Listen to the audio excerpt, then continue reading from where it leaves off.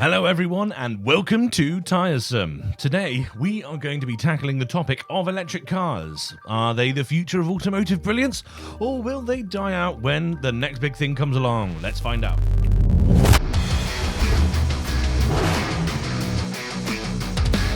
Let's get one thing straight. I am a petrol head, and I do like shifting gears manually with the sounds and smells of a combustion engine creating a pantomime of sensory overload whilst I thunder down the road. But I do understand that there is a time and a place for such things, and that's where electric cars come in. With their silent in operation power delivery surging behind you, pushing you to speeds and acceleration that only the most expensive and most modified combustion engine cars can dream of. And even then, they use so much fuel doing it. Whilst we're on the subject of performance, I think we're going through a big rift in the car community. We're realising that actually those numbers on the slip at the end of a drag strip or the time that comes in on the end of a track day isn't necessarily the entire story. And it's about the feel of driving the car. And it's as an audience participator, if you like.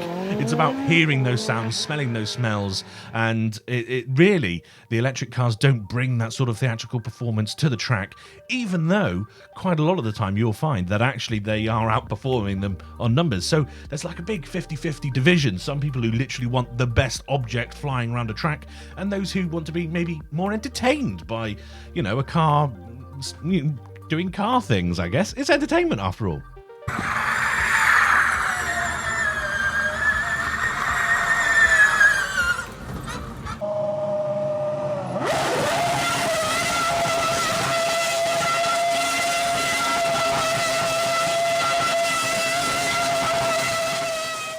Let's look at Formula 1 versus Formula E, for example. Sure, the Formula E numbers, figures and track times are indeed insane, but as a viewer, it really just isn't as entertaining with all those smells and sounds removed. And let's not forget, it's those sounds that really join the crowd and audience members at home to the driver about what he's doing, about when he's lifting off, and about the experiences and the grittiness. Even going back to the 70s when they used to have the cameras mounted on top and you could see it vibrating around, you could see the car bobbing. Nowadays, they've got so much technology that even that is got a little, suspension in it, so like a gimbal or some sort of thing, I presume. So yeah, you don't really get that sort of connection with the driver. We're slowly being more and more disconnected.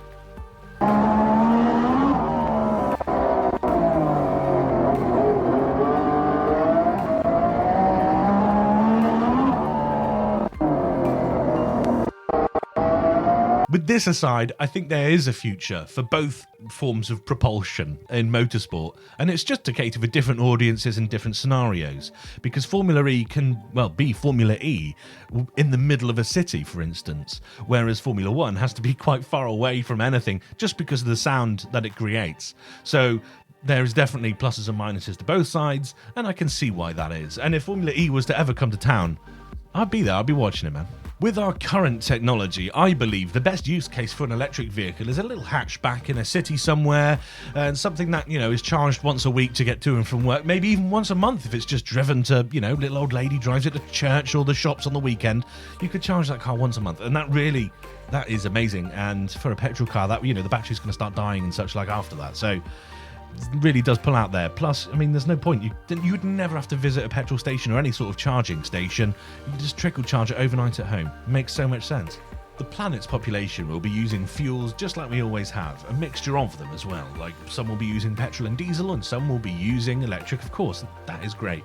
It's about spreading that load across the Earth's resources, and that's great that we've got that option now. It's just very important that the buyer knows which one's best for them when they buy, and then when they pull the trigger on a purchase, they get the best car that's for them. What does need to happen is for some electric car owners to get off of their moral high horse. Even if they do charge their cars using sustainable electricity, the amount of minerals, technology and infrastructure that's been caused by this development is going to take so many years from the planet to recover from. Electric motors are mostly maintenance free, but the batteries are not, and every 5 to 10 years they will need replacing, which comes at huge expense to not only the planet, but the owner as well. Some parts of the batteries are indeed recyclable, but this doesn't outweigh the simple repairs and components required to fix and maintain a combustion engine. And this also means that when it comes to the second-hand car market, and in 10 years' time, when that battery does need replacing and the car's devalued to, well, much less than the car was worth originally, it's going to be a very big sort of ask for the new owner to spend that, what, 10,000 to 20,000, I don't know how much a new battery pack will cost in 10 years, no one does.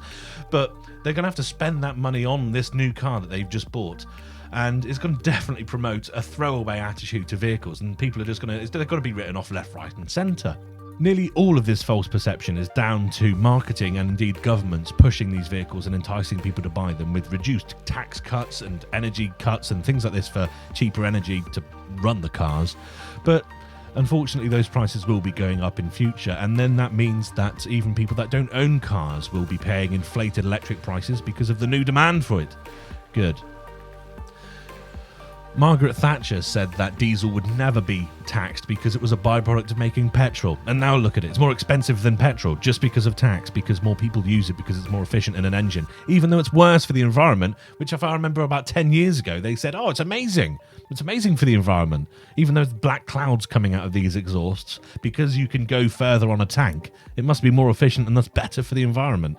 You don't need to be Einstein to realise these black clouds coming out the back of diesels aren't necessarily the best thing. The government will lie to you about the best fuel, and it will simply just be so that they get the better deal. I think it's time for humans to understand it's okay to use the planet's resources as long as we give back to society and Mother Earth somehow. You can't just point at someone eating a chocolate bar because it's got a plastic wrapper on it and because they didn't necessarily need to eat it. They're a bad person and are killing the planet. No, not at all. That person's probably done more to the planet than you ever have.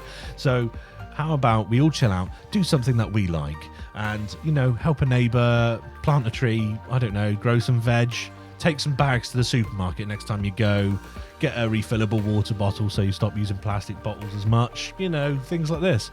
But we also must understand that some things in life are, well, worth it.